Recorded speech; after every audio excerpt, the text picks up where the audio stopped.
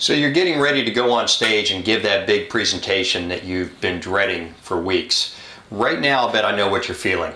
I bet your mouth is kind of dry, your breathing's a little shallow, maybe your knees are feeling a little bit weak. My name is Jack Malcolm, and I've been making a living giving presentations and speeches for the last 25 years. And I've been there and I've felt that. I know exactly what it's like to have pre-speech jitters. And in fact, early in my career, it got so bad that there were times that I wish I could get into a car accident before the speech so I wouldn't have to make it. Not one bad enough to really hurt me, but one just good enough to cancel the speech. Of course, that never happened, so I had to learn how to adapt and how to manage my nerves. And I tried every trick in the book except for one, and that one is picturing the audience naked. It wasn't just something that I wanted to do. But I gradually learned how to deal with nerves, and there's many different videos out on the internet that will tell you how to deal with nerves. So that's not what I'm going to talk about here. It was only up several years ago that I kind of stumbled across a secret to not only dealing with nerves, but to actually make nerves your friend and to help you propel you to better performance. And it was only just recently that I read the science behind it that shows why that works. Let me explain what I mean. Most people say that pre-nerve jitters are a manifestation of the fight or flight response, and in most cases they're right.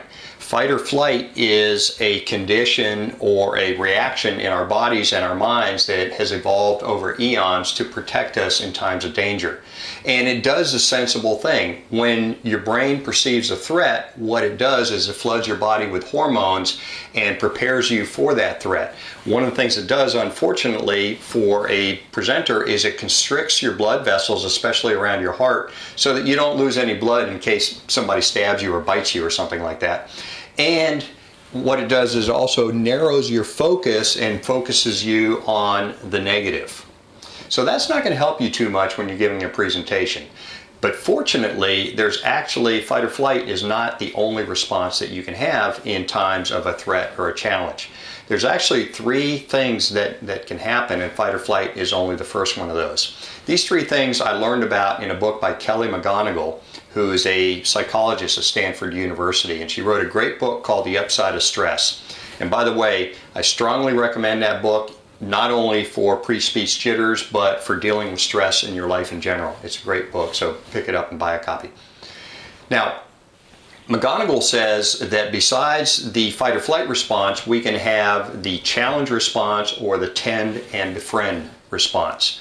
I'm going to focus on the challenge response here because that's the key to really help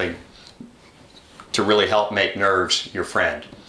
The difference between a threat and a challenge is in our own estimation of our ability to meet that threat. If we feel that we're up to it, we're going to view it as a challenge instead of a threat. What that's going to do is it's going to create a different physiological and mental response in our bodies. There'll be different hormones that will flood our bodies that will actually relax the blood vessels to allow greater blood flow for superior performance, and it's going to open up our attention especially to possibilities and opportunities. That's the type of frame of mind and feeling that you want to be in before a presentation. So how do you get from the threat response to the challenge response? Simply by priming it. By priming it, I mean getting your mind to view it one way versus the other, to reframe it. And in fact, by priming it, basically what you're saying is that whether you view those pre-speech nerves as a hindrance or a help, you're right. Now that sounds like a little bit of New Age mumbo jumbo, but McGonigal has shown it in studies that she cites in her book, where people who were primed before a presentation or even before a standardized test, for example, or any other type of thing where nerves can be a hindrance, who were primed to view it as a positive, actually perform better. So what you need to do is you need to prime the performance before speech.